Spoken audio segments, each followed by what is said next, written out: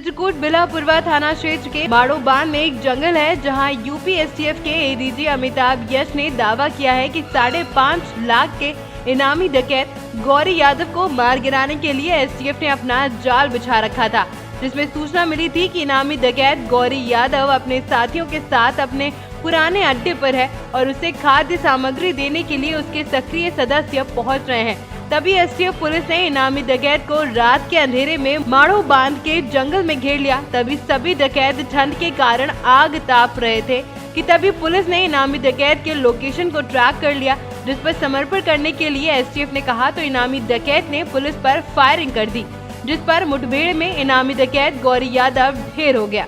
पहली बार वर्ष 2003 में इसके विरुद्ध बिलापुरवा में धारा 387 आईपीसी का मुकदमा पंजीकृत हुआ था। उसके बाद इसके द्वारा जघन्य वर्ष 2004 एवं 5 में मध्य प्रदेश के सतना जिला अंतर्गत थाना नया गांव अंतर्गत एवं थाना बड़ौदा अंतर्गत धारा 364A का अपराध किया गया, जो फिरौती से संबंधित होता है। इसके बाद ये जेल भी गया। जेल से आने के बाद छूटने के बाद फिर ये फरार होने लगा। तब से लगातार फरार चल रहा था। इसका सबसे जघन्य अपराध वर्ष 2013 में था, जहां इसके द्वारा दिल्ली पुलिस के एक सब इंस्पेक्टर की हत्या की गई। उसके बाद से एसटीएफ और जिला पुलिस लगातार इसके पीछे लगी रही और आज एसटीएफ द्वारा जो है सफलता मिली। एसटीएफ द्वारा जारी मुठभेड़ में ये अपराधी मारा गया। तो इस पर सर कितना इनाम घोषित था, कितने मुकदमे दर्ज थे? इस पर कुल 45 मुकदमे दर्ज हैं, जो हत्या, फिरौती, लूट, डकैती से संबंधित जघन्य धाराओं के हैं। इस पर कुल इनाम उत्तर प्रदेश सरकार द्वारा 5 लाख रुपए का एवं मध्य प्रदेश पुलिस द्वारा 50,000 इनाम घोषित किया गया। तो इसको पकड़ने के लिए क्या प्रयास किए जा रहे थे अभी तक, और क्या लगता है क्यों नहीं चित्रकूट पुलिस इसे पकड़ पा रही थी? इसको पकड़ने के लिए एसटीएफ और जिला पुलिस लगातार प्रयास कर रही थी, काम्बिंग कर रही थी। और इसका पकड़े न जाने का कारण मुख्यतः यहाँ की भौगोलिक स्थिति है। यहाँ पर घने जंगल हैं, जमीन उबड़ खाबड़ ऊंची नीची है। ऐसे दशा में डकैतों के लिए जो है छिपने का ये सुलभ स्थान होता है, जहाँ कठिन काम्बिंग के बाद ही जो है ऐसे डकैत गंगों का जो है सफाया हो पाता है। डकैत की मां का परिजनों का आरोप है कि वो पहले पुलिस के लिए ही मुखबिरी करता था, अब पुलिस ने ही मार दिया इसे। इस संबंध में ऐसी कोई जानकारी नहीं है। जब से मेरी नियुक्ति है तब से तो कोई ऐसी जानकारी नहीं आई है और पहले भी कोई ऐसी बात नहीं प्रकाश में आई। क्या अभी भी कोई डकैत सर बचा है? अब चित्रकूट जनपद में डकैत गैंगों का पूरी तरह से सफाया हो चुका है, लेकिन अपराधियों का नहीं, समाज में अपराधी रहेंगे। अपराधियों के विरुद्ध लगातार कार्रवाई होती रहेगी, उसमें कोई भी ढील नहीं होगी।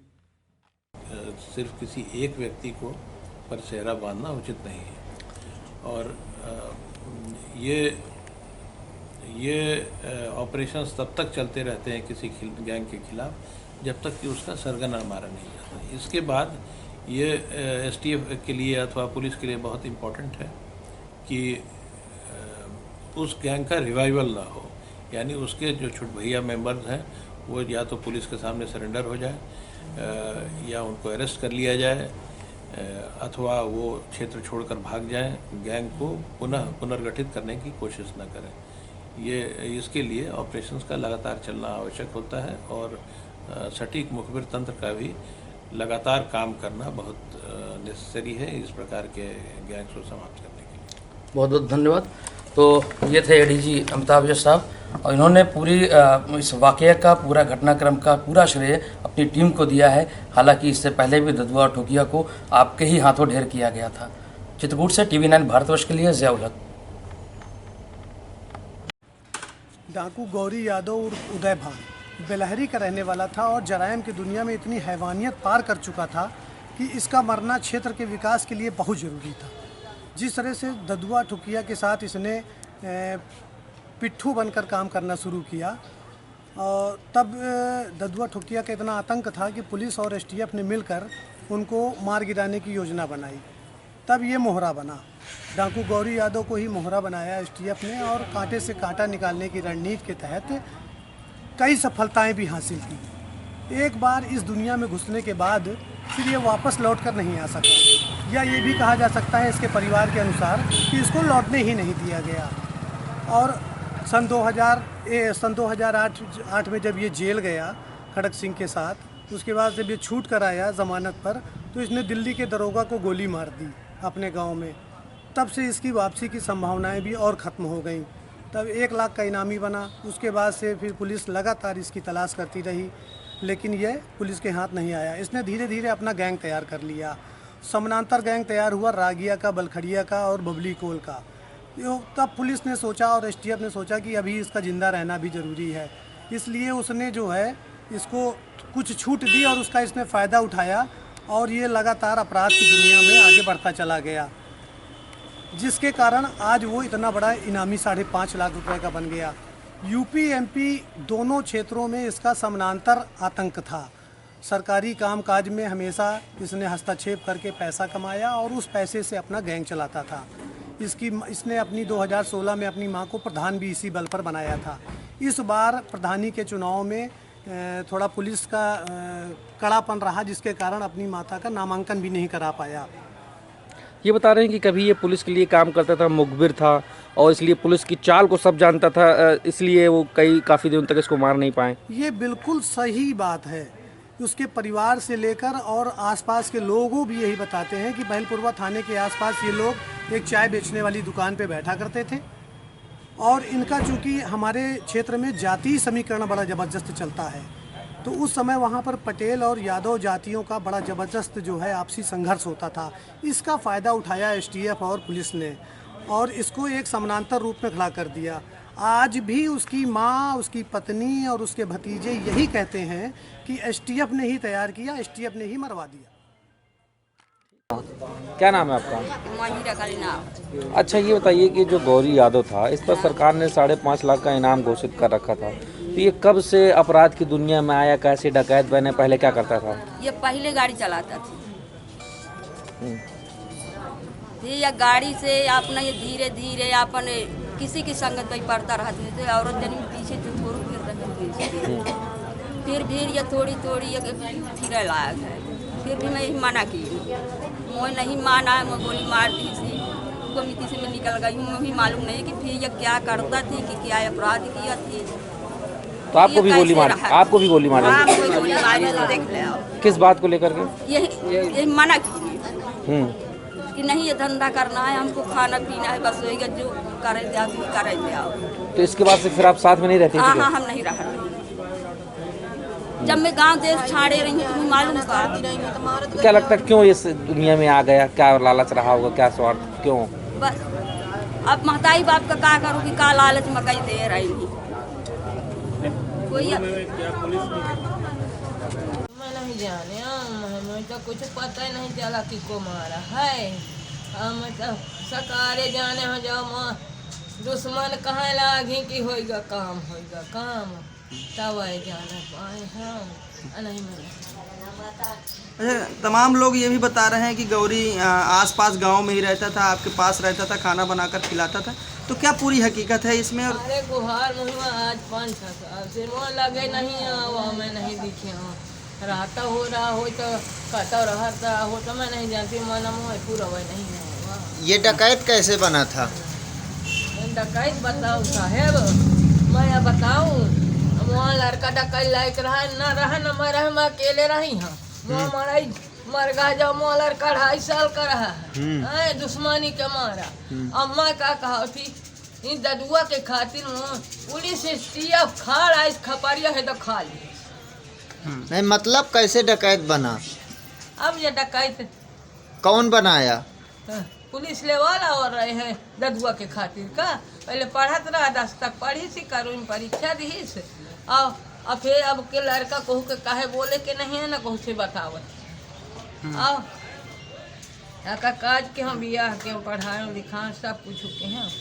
आओ मैं जाने कि कहे की तब बदमाश बाप यह कमारा गाय मुँह से मैं नहीं जानती कैसे को कुछ का बतावा कि ना बतावा कि का पैमाना यही लेवा इसकी अपनावत रही। कितने बजे मारक पता चला आपको कि आपका बेटा? मोही है तो अब सकारे रत के दिन हुआ तो गोबर में ले चली और है तो मैंने कहा कि मरगा तब मैं जाने कहाँ तो बंधा का भागी तो बंधा में पाया न चले आए लाइक नहीं ना तो दुश्मनन का बोलावा चाहिए बतावा चाहिए मैं तो नहीं देखे नजर से। STF आपके लड़के को कब से ले जा रही थी? पहले पकड़ के छूट कर माना वही नहीं देखी। हाँ वही सीतापुर में लग रहा है और वहीं अपन संगत में लेवाए रहे हैं वही लगे वहाँ नहीं रहा। मैं नहीं जानती हूँ मैं बैठल मनाई मैं नहीं जानती हूँ अब बहुत दिमाग का कुछ। चलो ठीक। ये बताओ कि गौरी यादव ने कब से अपराध की दुनिया में कदम रखा था और पहले क्या करता था, कैसे बन गया डकैत? पहले तो बहुत बदमाश थे। जब पुलिस को बदमाशों को मारने के लिए कोई मिल नहीं रहा था तो इसको ले जाते थे पुलिस मारवाने के लिए सेफ्टी के लिए। तो हिरवा के देख हमें मरवा गए इसलिए ले जाते थे। पुलिस सहयोग लेती थी। फिर यही काम करता था वो। एक बार जेल भी गया है। किस आरोप में जेल गए थे? फिर बदमाशी में आ गए थे ना। फिर किस सन में? 2015 में लगभग है। तो क्या उसने शुरू से एम बना रखा था कि हमें डकैत बनना? आखिर क्यों? नहीं, उसे कोई सर वो नहीं था। कभी आप लोग ने मना नहीं किया उसे? मना किया था उसको। ये था जो उसका पिता जब वो 2.5 साल का था उसका पिता खत्म हो गए थे। कोई मार डाला था बिना नजाज में। किसी का नाम नहीं चला कौन मारा मर गए थे। इसके चक्कर में वो मुखबिरी करने लगा पुलिस की। मुखबिरी करते करते वो फिर डाकू बनने गया। अब पुलिस ने उसे मार दिया? पुलिस मार दिया कुछ भी किया हो। तो गांव में रहता था क्या अभी वो? अभी गांव में रहता था। तो कहाँ था? अभी 6-7 साल से अभी घर में आया ही नहीं कहीं। तो फिर अचानक कैसे ये गांव में बैलपुर में मिला क्षेत्र में? तो इस तरह तो पुलिस बता रही है यहाँ पे माड़ोबान बता रही है। अब मारा वहाँ गए कैलाहा में मारा गया है तो पुलिस का सबूत देगी तो मैं वहाँ मारा हूँ। ये कैसे कह सकते हो कैलाहा में मारा गया है? वहाँ खून भी पड़ा है सब पड़ा वहाँ पे देख सकते हैं जहाँ गोली चली है। किसके घर में? वो जहाँ बोर बना है वहाँ पे ये कौन याद बद्री यादव के यहाँ जब बोर हो गए वहाँ पे बना वहाँ खून पड़ा है। क्या नाम है आपका? मेरा नाम जितेंद्र है। क्या लगते हैं उनके? ये बती दत्ता। चित्रकूट से KK न्यूज संवाददाता रहमत अली की रिपोर्ट।